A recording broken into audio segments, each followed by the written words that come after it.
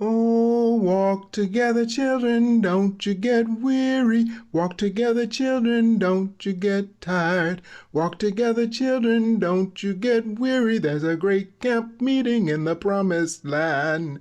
Talk together, children, don't you get weary. Talk together, children, don't you get tired. Talk together, children, don't you get weary. There's a great camp meeting in the promised land. Welcome to Clinton Church Restoration's online community read of The Souls of Black Folk by W.E.B. Du Bois.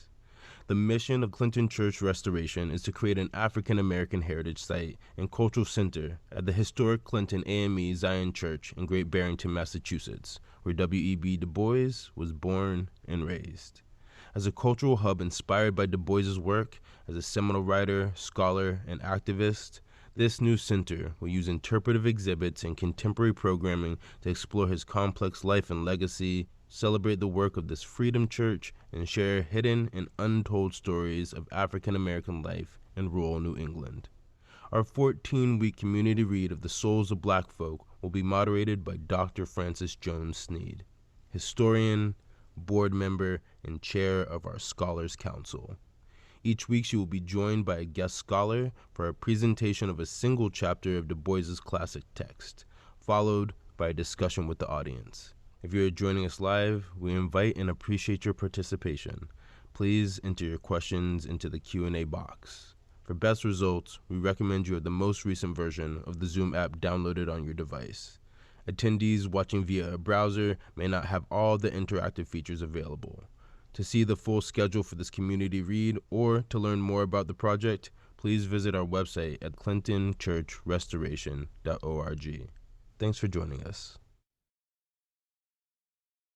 Mourn and never tire, mourn and never tire, mourn and never tire. There's a great camp meeting in the promised land. There's a better day coming, don't you get weary. Better day coming, don't you get tired. A better day coming, don't you get weary. There's a great camp meeting in the promised land. We're gonna fly and never tire, fly and never tire. Fly and never tire. There's a great camp meeting in the promised land. Good evening, and welcome to our third session of the community reading of W.E.B. Du Bois's The Souls of Black Folk. We are pleased to have with us this evening Dr. Whitney Battle-Baptiste, who joins us for a discussion of Chapter 3, entitled Of Mr. Booker T. Washington and Others. Dr. Battle-Baptiste is a historical archaeologist whose research focuses on the intersection of race, class, and gender in the shaping of cultural landscapes across the African diaspora. She is a professor of anthropology and director of the W.E.B. Du Bois Center at UMass Amherst. Welcome, Dr. Baptiste. Thank you. Thank you for having me this evening. We will begin our discussion of Chapter 3, followed by questions from our participants. Please feel free to enter your questions in the Q&A box at the bottom of your screen at any time. Dr. Battle-Baptiste. Okay, so I wanted to start with this chapter, and I have to admit that this is not my go-to chapter. It has never been my favorite chapter, I think, because I've been very biased in terms of thinking about Booker T. Washington and the back and forth that the back and forth that Du Bois perpetuated in terms of him disagreeing with how he thought we as a race would be or should be uplifting ourselves and each other. And so rereading this chapter has been fun, I guess, because there's so many relevant parts of it to today. But the one thing that I kind of wanted to start our conversation off with is what is probably the kind of most talked about or quote from Booker T. Washington, which is, in all things purely social, right? We can all be as separate as the five fingers, and yet one as the hand in all things essential for mutual progress. And the older I get, I think the more when I think about what that means, I think about the rise of Booker T. Washington in the public arena. Du Bois specifically puts the rise of Booker T. Washington's rhetoric just at the end of what he talks about America kind of realizing maybe they gave the African American just too much. And I say that, and that is a quote from Du Bois, because we're talking about 1876. 1876, when the compromise begins to unravel the very rights and the very privileges that we are starting to gain as a people by our own volition, by our own actions, by our own energy. And now it comes that the freedmen were now overcoming, and they were overcome with doubt and hesitation. And this doubt and hesitation at that cusp of this compromise of our own rights and privileges is when Booker T. Washington's ideas of let's be singly together, but when we move together, we are a hand. And to me, it almost is impossible to do both of those things.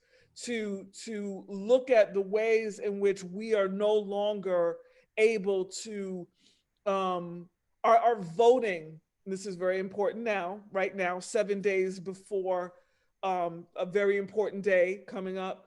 But that idea behind the kinds of things that we take for granted and the kinds of things that are essential to who we are as a people. The idea of our political power, our insistence on civil rights, and most importantly, to Du Bois, higher education for our youth. And these kinds of things came into question under Booker T. Washington's leadership. But I think what stands out for me most about this is Du Bois's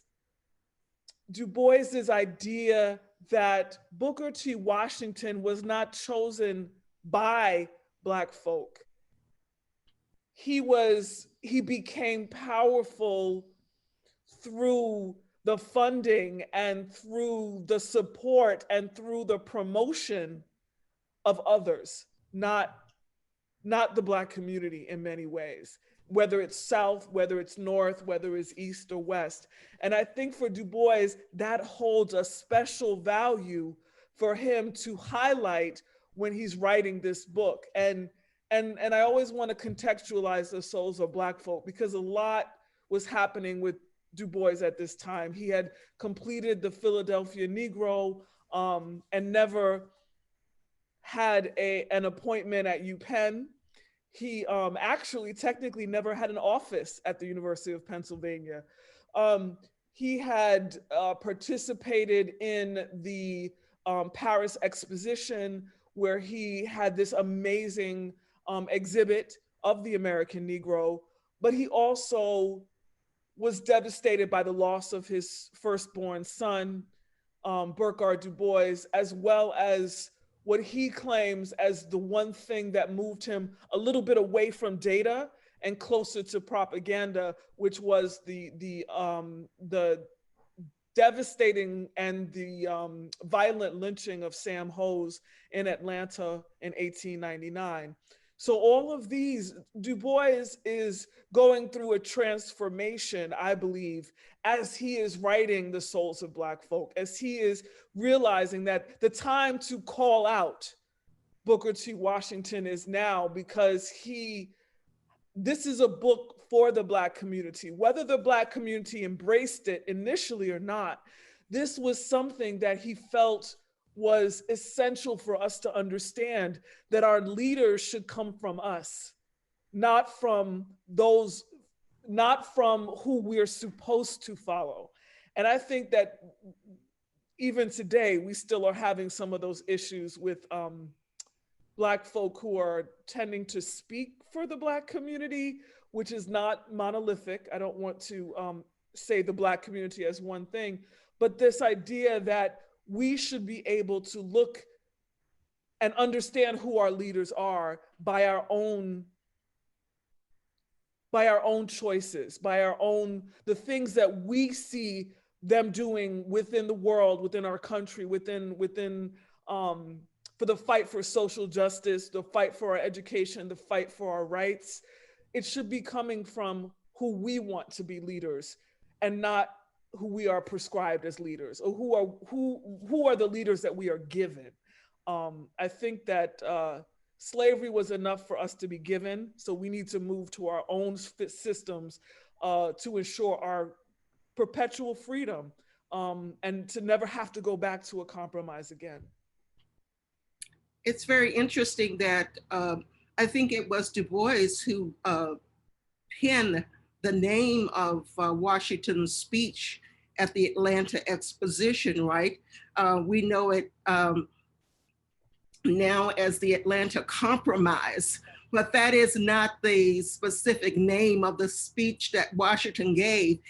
Du Bois dubbed that as the Atlanta Compromise because it was a compromise of African Americans to give up those rights of the 13th, 14th, and 15th Amendments that had been so hardly fought for in that thing, because the three things that he talks about that Washington gives away are those rights that were the 13th, 14th, and 15th Amendment. The right, and especially the right to vote, right, our civil rights, and the right to pursue the education, any education that we were prepared to do so, you know. So that's very right. I, like you, reread the chapter and was very surprised that Du Bois is very careful to give Washington praise for what he had accomplished. But I think it came down to that there was no one path to the liberation of Black people, and that Washington had put all his eggs in one basket and said, this is the way and this is the only way. And Du Bois saying, no, that's not right.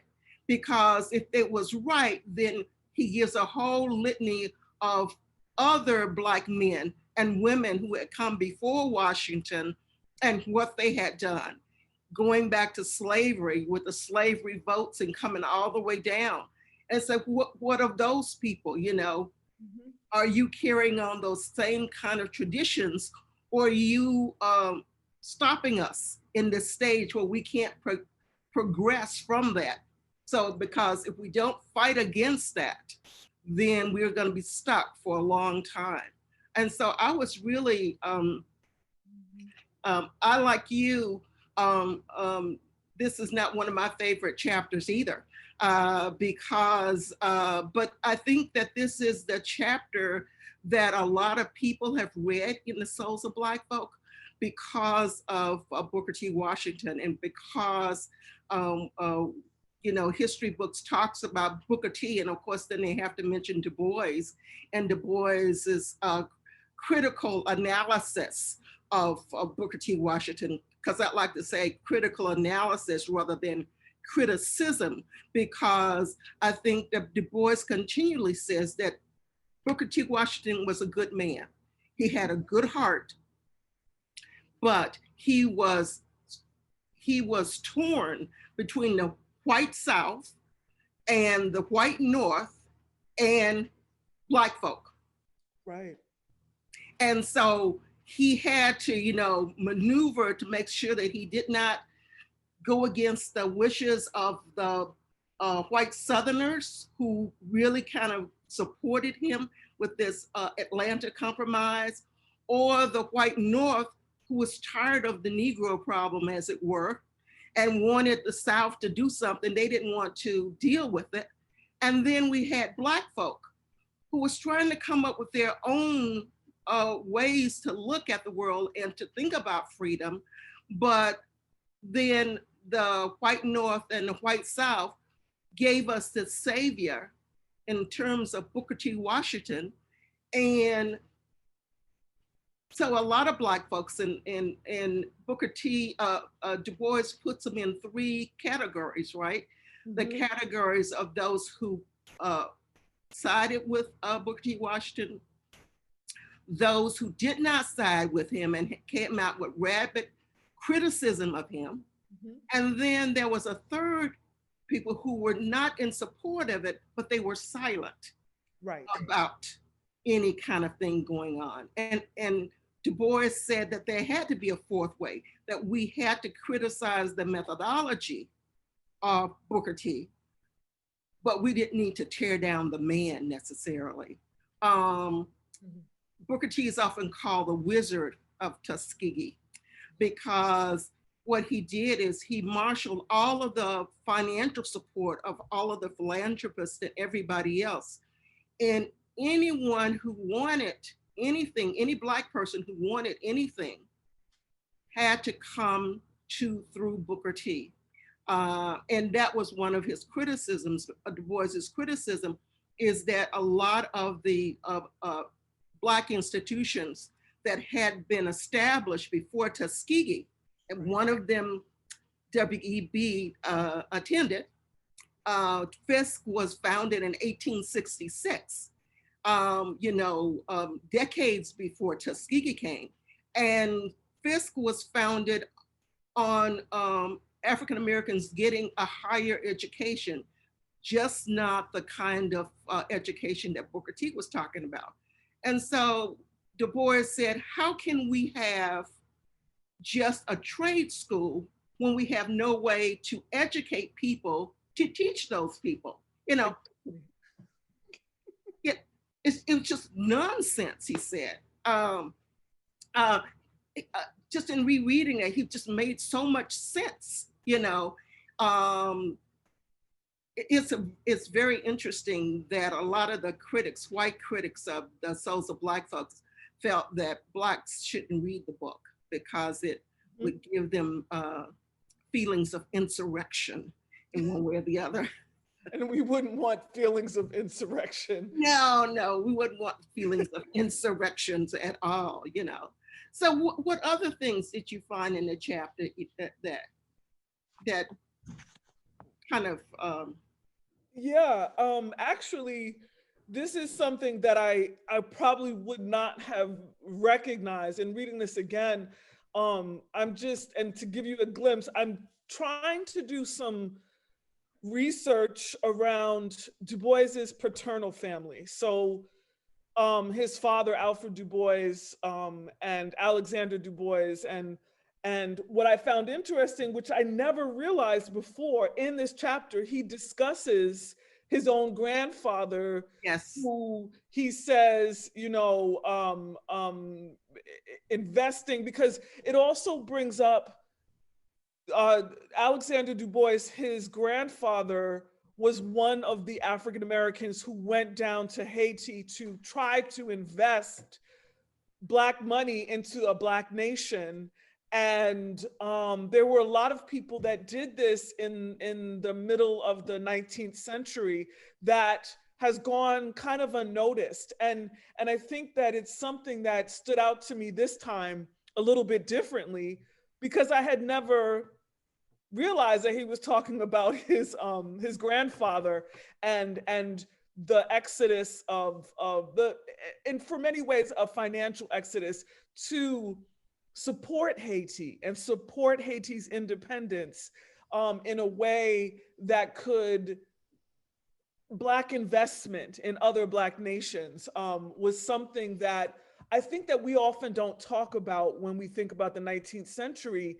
And, post-emancipation, and how so many African Americans and Black folk were navigating all of these systems that had just recently become available to them. And to me, that is such an important part of our history in the United States as Black folk, that I think that for me, highlighting it and realizing that he talked about it was something that unless I was, because I'm steeped in trying to find out more about Alexander Du Bois, it was eye-opening that, oh, I've read this chapter many times, but for some reason, this is the first time that I'm seeing him describe his own grandfather as one of these kind of in this vanguard of Black folk who are investing and thinking globally, much more globally than someone who would see Booker T. Washington and the idea of cast down your buckets where you are, stay in the South.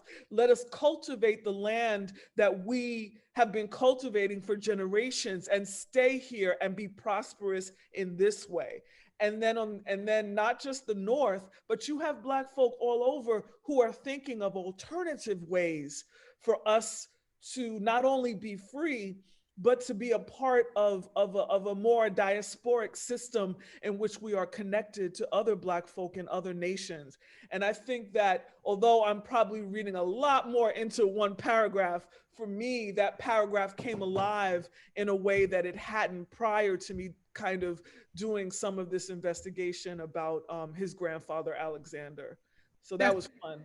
Yeah, that was very interesting because that popped up to me too. And I don't remembering that he talked about his grandfather in that way, and that he talked about the generation of Black men, specifically with a few Black women who had paved the way for, a Booker T. Washington. Of course, he puts Frederick Douglass on a pedestal there. Right. Yeah. And, remember that Frederick Douglass, his appointment as an ambassador to Haiti is right in line with what they were kind of doing in this, that Du Bois talks about a kind of a Pan-African movement. Yes. And indeed, he was saying that some Blacks were talking about looking at other colonies necessarily, but he said we have to be very careful because look at what's happening in these other places is that Europeans and others are taking over those colonies, Africa is being colonized and, there's going to be a big scramble for Africa.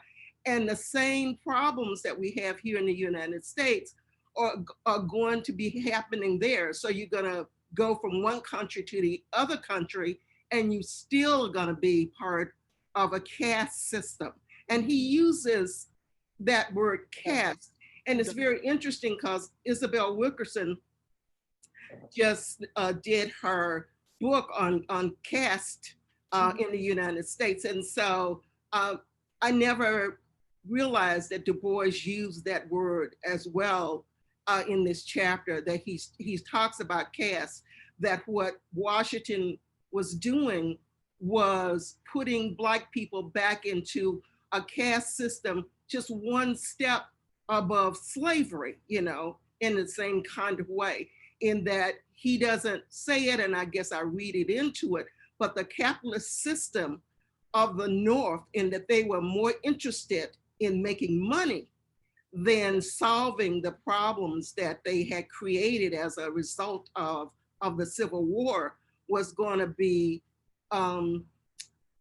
a dynamic kind of way, that this was just not starting, but that this was a precursor to what the life was going to be like for Black people in this country. And I just thought it was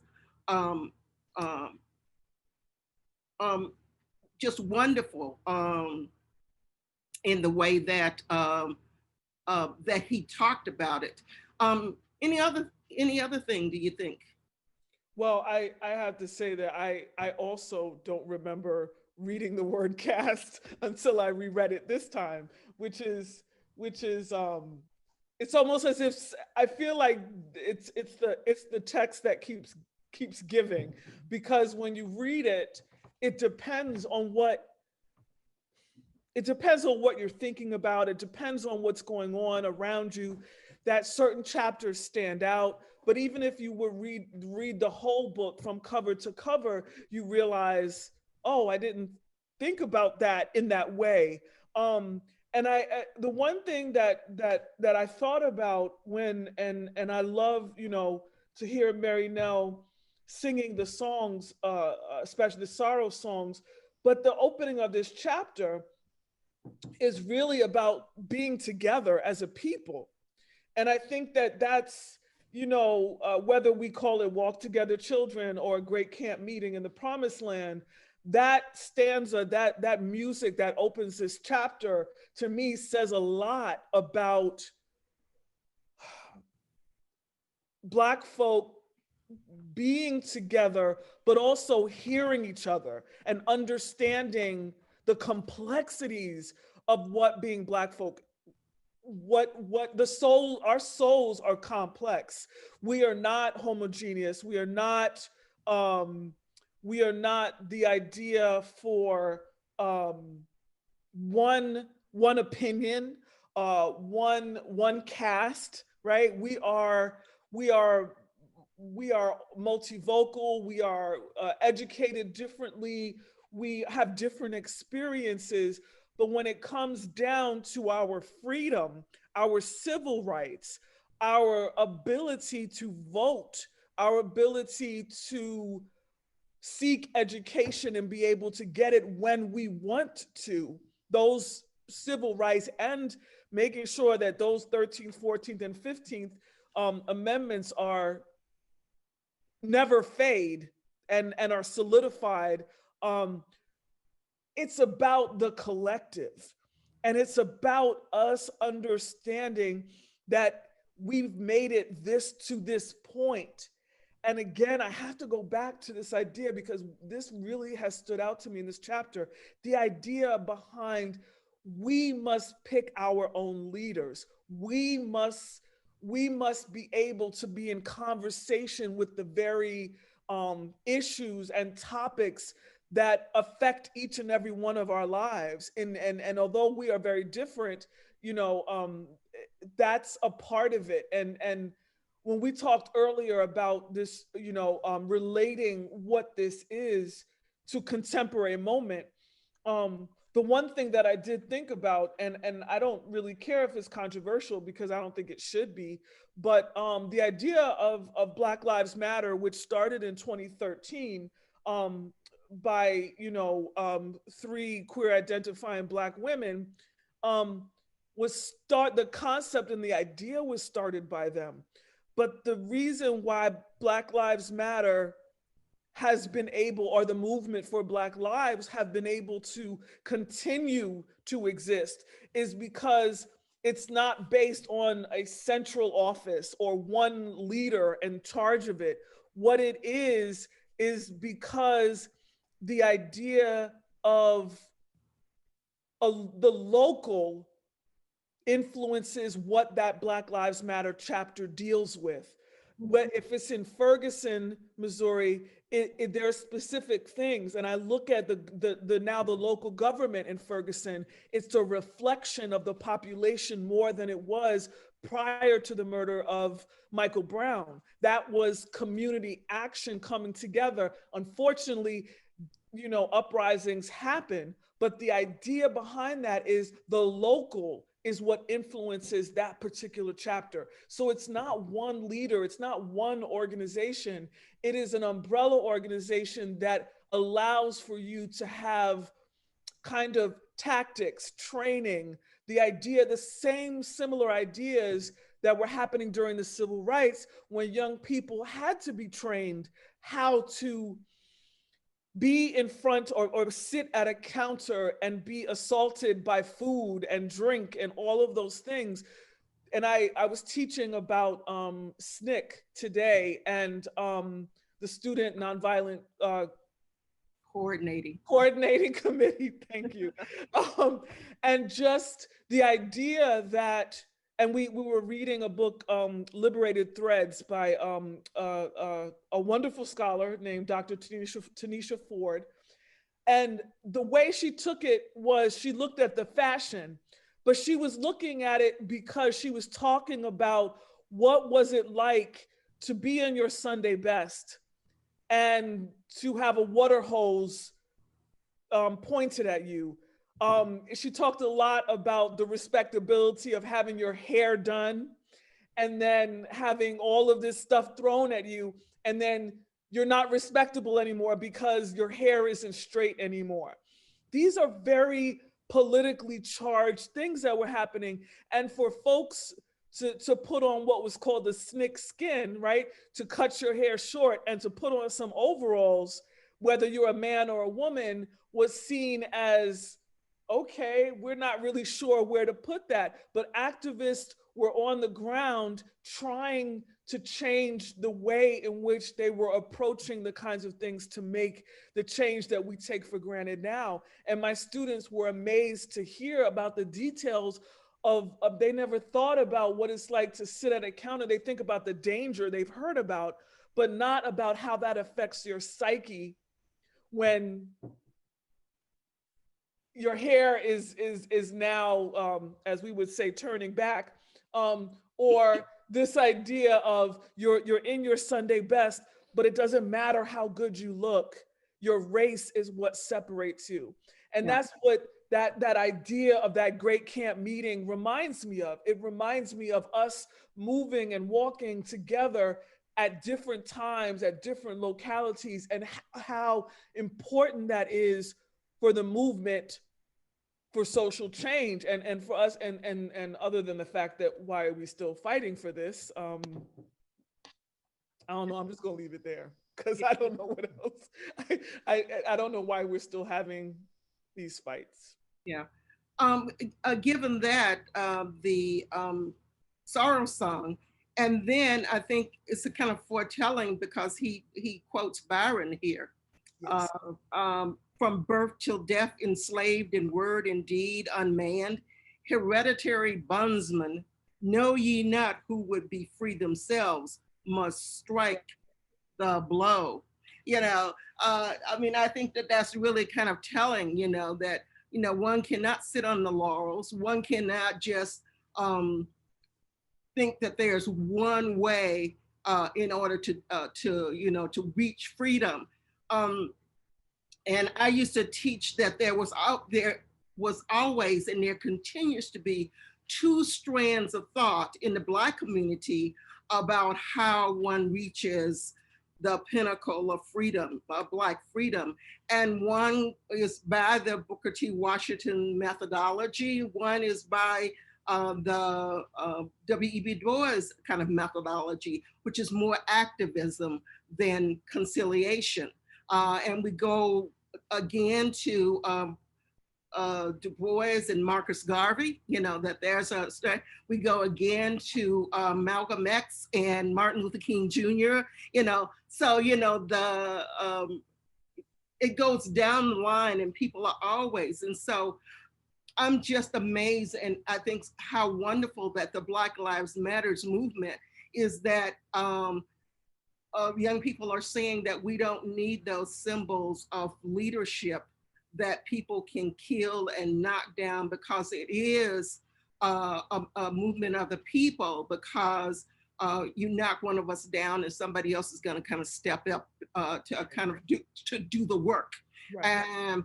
And that this methodology is probably better than any one of the kind of methodologies that we've tried before in this whole freedom struggle that we've been involved in since 1619. So, Dr. Battle-Baptiste, this has been just great. They are telling me that I'm going over time here in our talking, and that we should go to some questions from our participants before we run out of time. Kimwelly Wilson asks, how do you think respectability politics still plays a role in the ways that Black people view themselves today? I think, wow, the first thing that comes to my mind is Kamala Harris. I say that because the bar that is set for this woman who is running for vice president, and the ways and regardless of her credentials, her experience as a attorney general, as a United States senator, as someone who has been on the front line of change and really being there and running for president, wanting that level of responsibility, and for the types of disrespect that you still hear, and that are put toward her.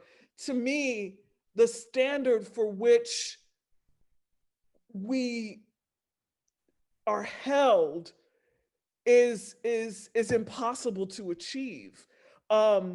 The other thing about that, those direct lines, is not just Kamala Harris, is also thinking about the ways in which, you know, the victims of police or vigilante justice, how those men and women are in many ways put on trial. Those men, the lives of those men and women, everything they've done or not done becomes the focus, as opposed to the real disconnect for me is like, well, who perpetuated the crime, and why are we not looking at this as a crime?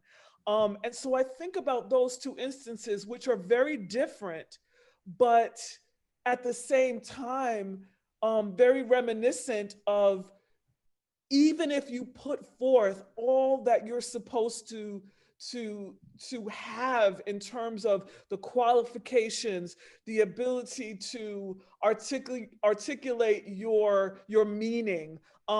It doesn't matter how many degrees we have and all of these other criteria. That respectability politics still edges to create, in some ways, an impossible, which is impossible to achieve. But also, I think that it looks different today as it would have during the civil rights movement, but it still influences the ways we feel, I think, as Black folk, that we are still struggling to figure out what are the standards, and these standards have to be stretched to not accommodate us, but we have to create what our own values and how we respect each other as people. That great camp meeting. How do we get together and uplift each other in ways that are not responsive or dictated by an unrealistic standard for which we should not be trying to achieve anyway? Yeah. Do you think that the respectability politics comes down on generational lines? I do. I think, yes, I think today, I think it's different.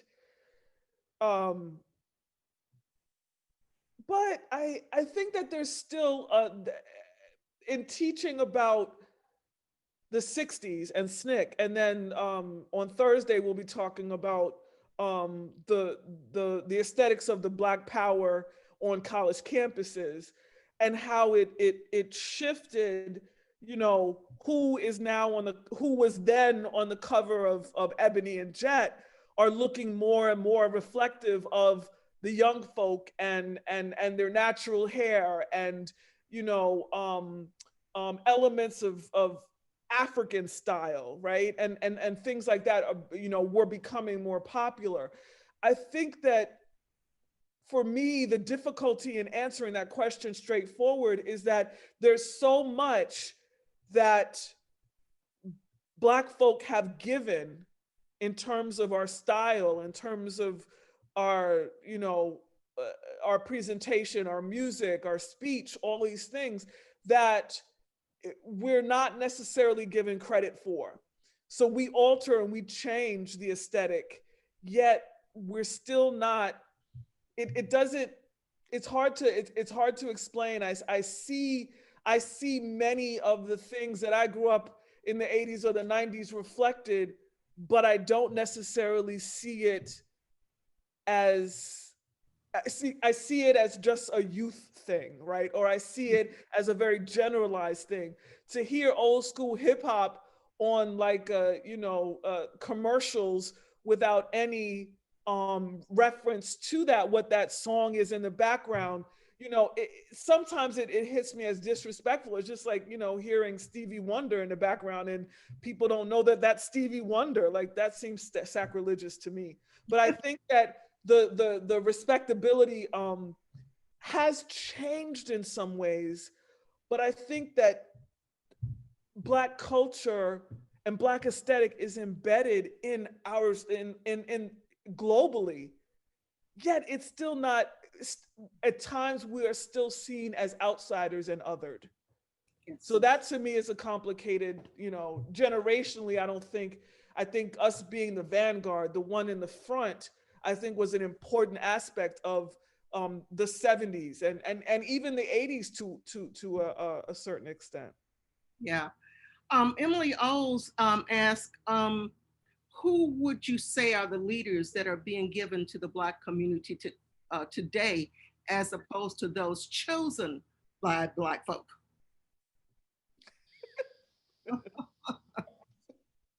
I'm sorry. I wrote down some names, but I didn't say I was going to say them. But I can't help it because the question came up. But I think about more recently, like Ice Cube and, dare I say, Kanye West. And I'm thinking about some of the more explosive, I'm not saying that they're given to us, but when some of these celebrities like come out as, supporting certain candidates and perpetuating certain ideas, all of a sudden every Black folk, we are supposed to comment, right? We are supposed to respond and react, even though Ice Cube actually has never spoken for me. So and Kanye West after his first album, I don't know, is irrelevant. So I don't really, see it as leaders, but at the same time, if you watch corporate media, right? Corporate media then kind of gives us those leaders as this is a shock that they're saying this and this and this and this and that. And what's really interesting is that we did not choose those leaders. No one asked for their opinion. And thank you, CNN and MSNBC and Fox for bringing up their opinions, but their opinions do not reflect anything about, even though, and like I said, Black folk are not homogeneous. We have a lot of different opinions. And so those are the first kind of people that come up into my mind. I mean, I look at the Reverend Al Sharpton, Big Al and Little Al, both of them as someone that I felt was on the front line. And I always saw him as someone who wasn't necessarily a spokesman, but was someone that had the voice of a certain group of people and is able to go from place to place and garner not just support, but to drum up attention where attention needs to be focused. So for me, I believe that someone like the Reverend Al Sharpton is someone who is in many ways chosen by Black folk to not just represent, but to bring awareness to a particular situation or an injustice. So to me, those are two kind of differing kinds of quote unquote leaders. Mm-hmm. Jacqueline Harris asked, what was the curriculum of Tuskegee when Dr. Du Bois wrote Souls? Weren't there other institutions such as Spelman that were in existence during that time? What was Dr. Du Bois's opinion of those institutions? Dr. Jones-Sneed. The curriculum of Tuskegee was almost less than a high school kind of curriculum. It was a trade school. I think we would call it today a trade school, teaching people how to have a craft so that they could go into businesses and that kind of thing. Yes, Spelman, Dr. Du Bois's alma mater, which was Fisk University in Nashville, Tennessee, was started in 1866. There were about 6 or 7 colleges like Fisk that was started during that time by the American Missionary Association. And they started training enslaved, ex-enslaved people in the kind of K through 12 education, but then they went to higher education as well. And so those institutions existed, decades before Tuskegee was established. And I think that that was Du Bois's point. Yeah. How are you going to say that Tuskegee is the only model when you're keeping money from the institutions that train teachers and others in order to come to places like Tuskegee to teach those students, so yeah.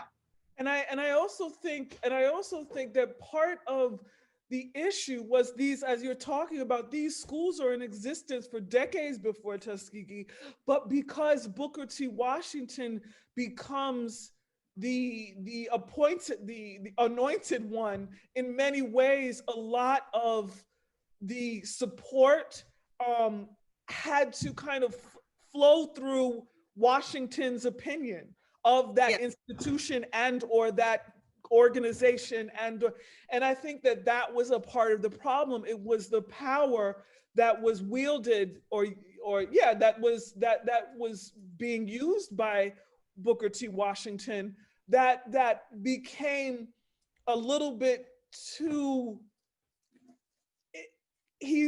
for someone who started a trade school to then have opinion of some place like Spelman or Morehouse or Fisk. These places were in existence, like you said. Who is going to train the tradesmen in your institution if no one goes to school to become teachers? My institution, my undergraduate institution, wasn't open until 1886, so Virginia State University, and it specialized in training teachers and farmers, and there was a large business, economic, hospitality part of it as well that came, I would say, in the kind of 1930s. But it was for teachers and farmers. But the teachers was a very real part of what that institution was founded on, because we needed Black teachers throughout the South, because of the era of Reconstruction, where public schools become Black folk are able to go to schools. Like my grandmother went to a 1-room Rosenwald school, and those kinds of schools needed teachers. Du Bois writes about it in the Souls of Black Folk as well, when he taught during the summers when he was at Fisk University.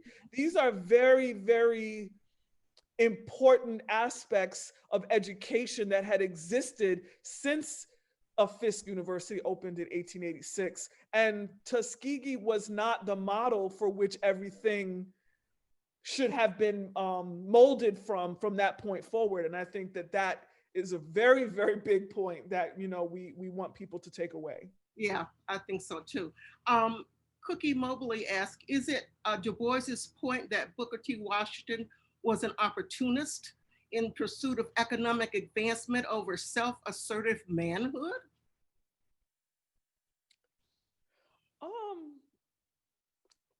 You could say, well, I feel that as you were talking about earlier, in many ways, um, Du Bois did want to talk about his accomplishments because he did accomplish a lot. And having several friends that are graduates of Tuskegee University, I know that they also are proud. And I mean, you know, um, George Washington Carver. There's a lot of there's a lot of ingenuity that comes out of trade and invention that we have to be really, really cognizant and give Booker T. Washington the credit for bringing the types of funding and support that Tuskegee and other organizations or had based on Booker T. Washington's endorsement of them. So everything wasn't terrible, but like I said, I'm extremely biased, so I'm not trying to say. It's hard for me to say that he was an opportunist only. I think that he was at the right place at the right time, and perhaps for him, he felt that this was the way for uplift. And I feel that it's okay because once again, Black folk are ever ranging. We have many different opinions and ways to be successful. So I don't want to, I never want to, of course, I lean on the side of Du Bois extremely and heavily, but I do believe and I understand Du Bois's emphasis on the accomplishments of Booker T. Washington and what he was able to do. I mean, wasn't Booker T. Washington like the first African American to be invited into the White House? Or, I mean, I think those are accomplishments. Yeah, I'm at a loss for words. Yeah, I don't think that I would use opportunist, and I think that Booker T. Washington had a sincere spirit that this program would actually work. It just so happened that years and years of this thing, like after 10 years, that he didn't try to expand it, and that said that this is the only way. I think that he became like a lot of politicians. He was a very shrewd politician, and he had garnered all of the monies, and he was like the kingpin of this kind of money. And so if he didn't like a study that was going on at Atlanta University, he would say, no, I don't think that this study is worth any kind of money. Well, that was Du Bois down at Atlanta University trying to do a survey of Black farmers and what they needed, right? But Booker T said, I don't think that that should be funded in one way. And so I think that Du Bois is saying there should not just be one person who stands by the door, checking up. Because Black folk are not monolithic and we should look at the entire picture. And I think that Booker T was deluded on certain ways, but he sent his children. His daughter went to a private prep school in New England. Yeah.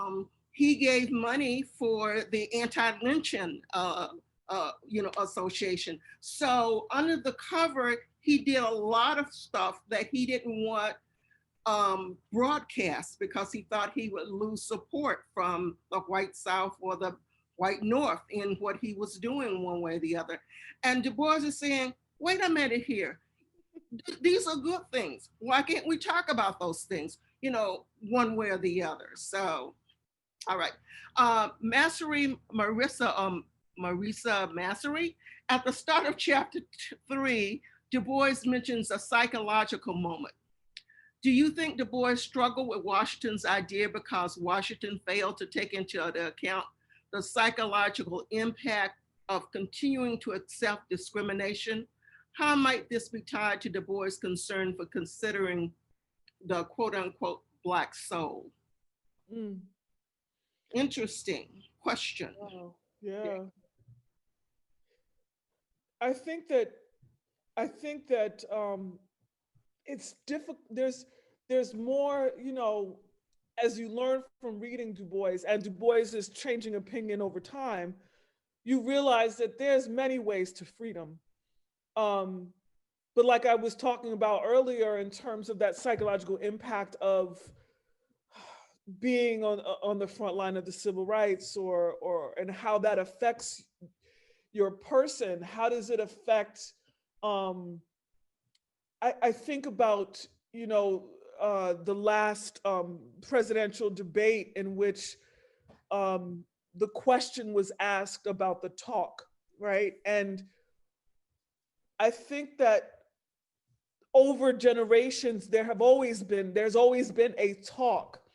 The talk now looks very different than it did 50 years ago or 100 years ago, but there's still a talk. There's still a psychological toll, I think, even for a Booker T. Washington, as you talked about, who is giving money privately. Like, he understands the evils that racism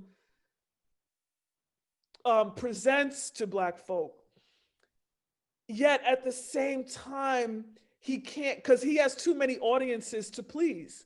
You said the white Southerners, the white Northerners, Black folk, the government, all of these different entities coming back and forth. And also remembering that there are several powerful white folk who are asking Booker T. Washington's opinions about certain things and policies. So, I mean, I often think about the effect on his psychological being. Like, how did Booker T. Washington navigate all of that? And so that's why it's very hard for me to, dismiss him as an opportunist, to say that his soul wasn't impacted by the kinds of things that he had to experience in his life, and the way in which the position that he came into in terms of power had to have been very taxing on him as an African American, or as an African American male. I mean, I think about those same kind of pulls and psychological impacts as someone, as Barack Obama, right? Like, how do you please all of these constituents, right? Stay scandal free, be representative of a nation that in many ways still does not accept you as a full human being. Let's face it, and talk real talk. But yet you are ascended to the highest office in our nation. And what does that do to you? And how have you had to compromise in order to keep everything at, not at bay, but continuing to go forward? And so I think that the kinds of psychological impacts that Du Bois is trying to reach out and write about is actually, he's vocalizing something that in 1903, 1905, 1906, you're talking about people reading, Black folks reading this book, and this book can be a little bit intimidating and scary because they haven't seen something articulated in this way so powerfully and so not pushy, but so aggressively making a stand. Not only do we have souls that are impacted, but these are the different ways in which we are human beings and we will be recognized. So because Du Bois is able to vocalize that, write it, and publish it early in his career, does not mean that Booker T. Washington did not suffer these same kinds of difficulties in his own life and his own decisions. But I really think that it's because of the way Du Bois articulated that his words get remembered and his experience more than, let's say, Booker T. Washington's stuff. He gets remembered for the Atlanta Compromise, right?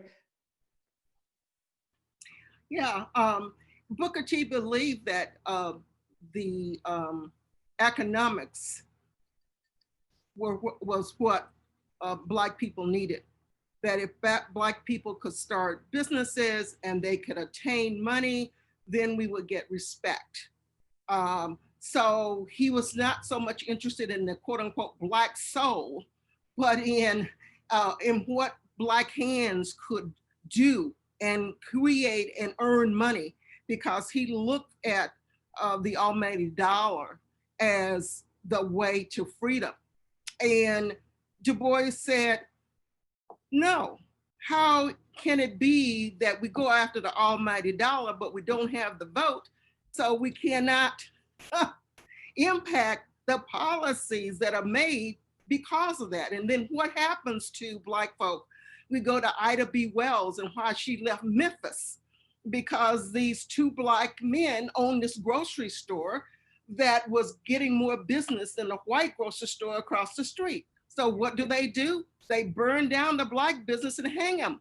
Yep. And so Ida B said, I gotta go with that kind of thing. So these two Black men had attained the economic status, but would white society allow them to maintain this? No. And you can see it time and time again in the history of the country. Everett Brinson, hi Mr. Brinson, asked, wasn't the Atlanta Compromise unrealistic in that the climate in the South, convict leasing system, Jim Crow, systemic racism did not allow Black folk to pursue the trades? I believe it was very unrealistic. You're absolutely right. I mean, the transfer from, you know, the plantation system to the prison system, and in between that, the sharecropping system. How does one advance in a place that it in so many ways is plagued with Jim Crow and the violence that goes along with that? And you just discussed the thing that drove Ida B. Wells out of Memphis was her inability to ignore the fact that a very good friend who was completely innocent was hanged.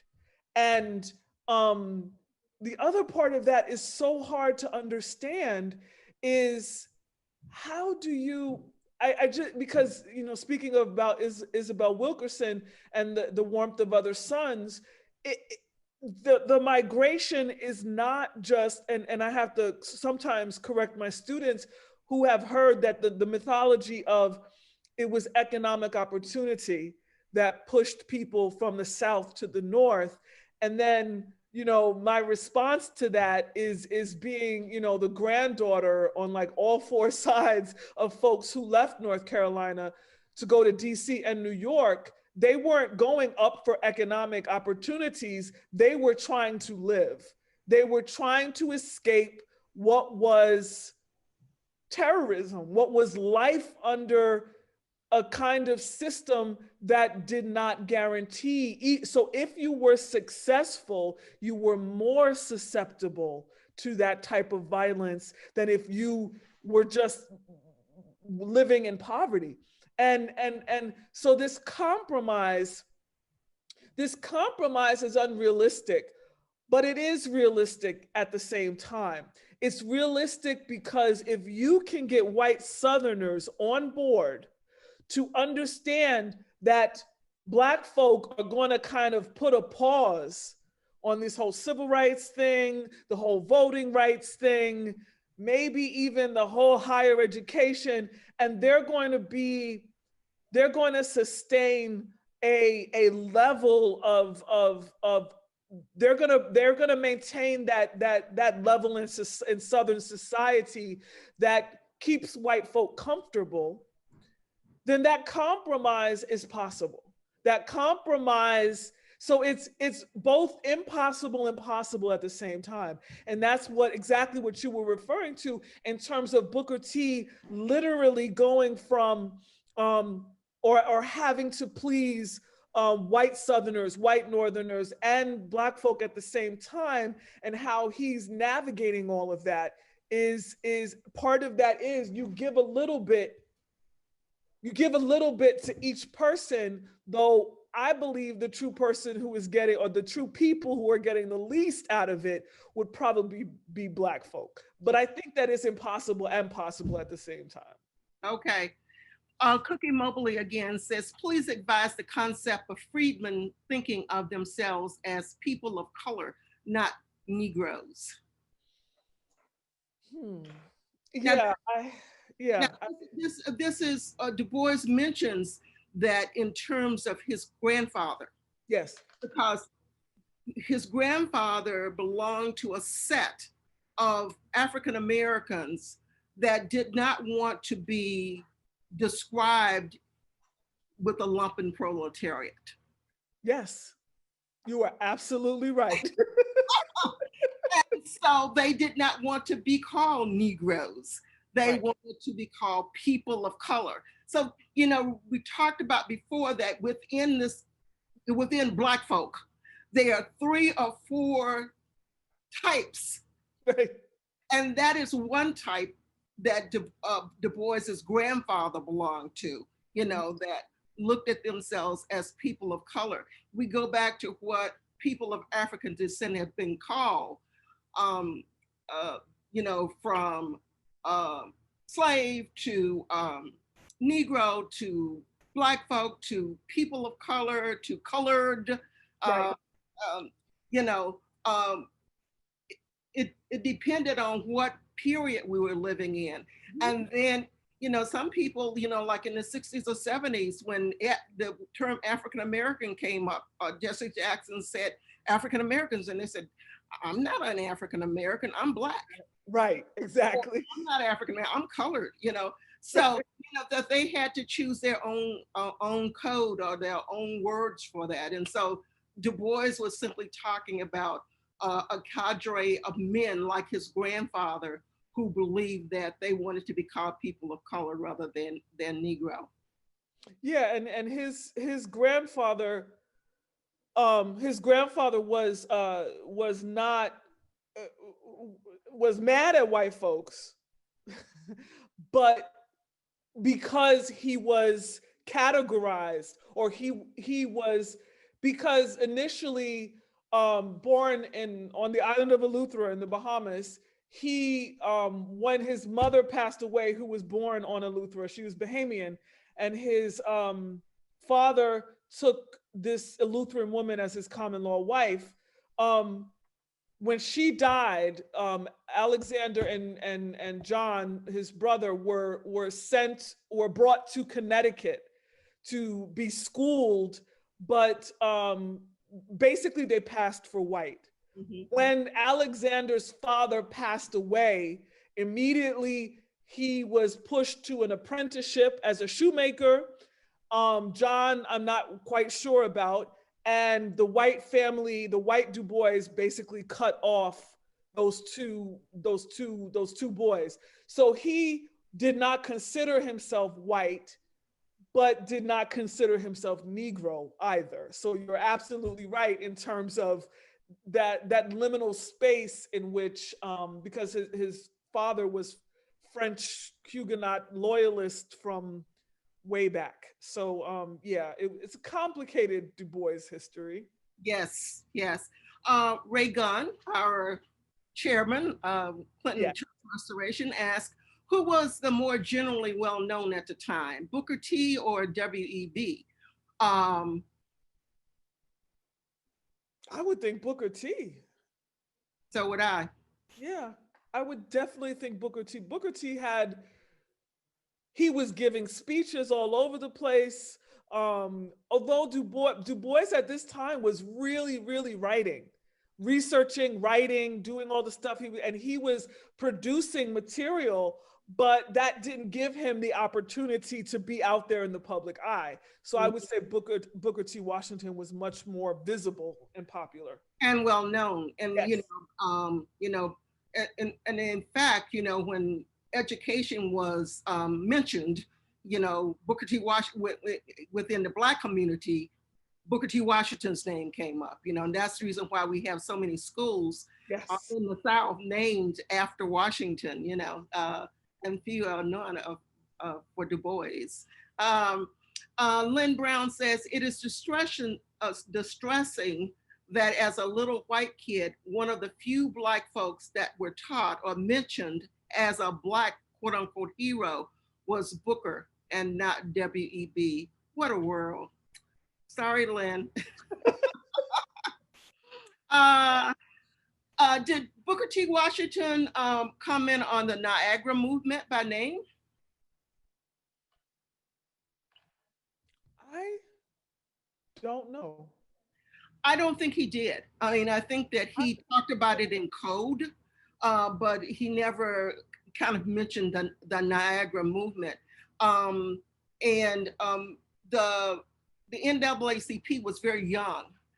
Remember, Booker T. Washington died in 1915. Right. And so, just a few years after the NAACP was founded. And so I'm sure he had some comments one way or the other, but I think he couched his language. I mean, he let his other people talk against it. Booker T would never publicly speak against any of those kinds of things. He had his lieutenants who would do something to do that. I'm getting a message here that we are going to see a short film and then come back for more questions. So hang in there, guys, please.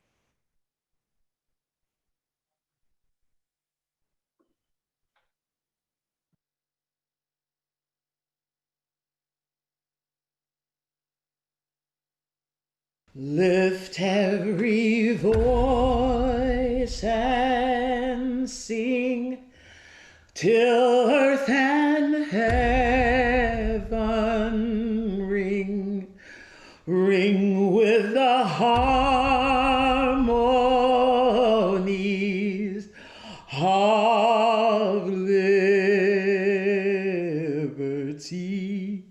Let our rejoicing rise high as the listening skies. Let it resound loud as the rolling sea. Hello, I'm Ray Gunn, chairman of the Clinton Church Restoration Project. We are creating a nonprofit center for African American history and culture at the historic Clinton AME Zion Church in Great Barrington, which I attended for over 70 years. The Berkshires are rich with Black history that is little known and sometimes misunderstood. For example, my ancestor, Agrippa Hull, served in the Revolutionary War and was the largest Black landowner in Stockbridge. Once completed, our center will tell his story and those of W.E.B. Du Bois, Reverend Esther Dozier, and many more. Please help by donating to this historic project. We need your support. Thank you. Oh, freedom. Oh, freedom. Oh, freedom over me. And before I'd be a slave, I'll be buried in my grave and go home to my Lord and be free.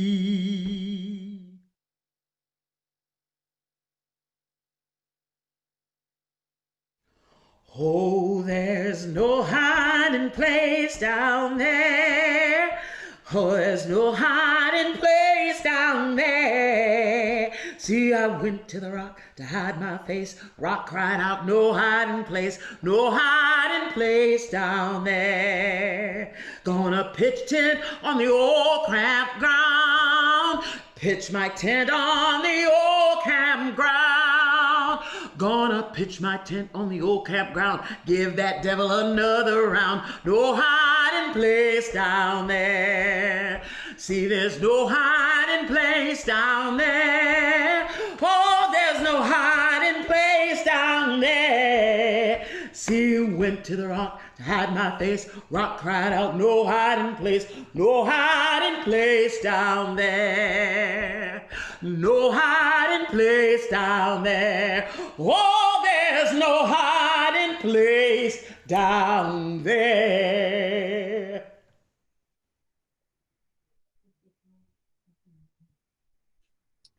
Thank you very much for watching that film and for joining us here tonight for our discussion on Chapter 3 of Mr. Booker T. Washington and the Others for the Souls of Black Folk. Dr. Battle-Baptiste and myself have talked ourselves out of time, I believe.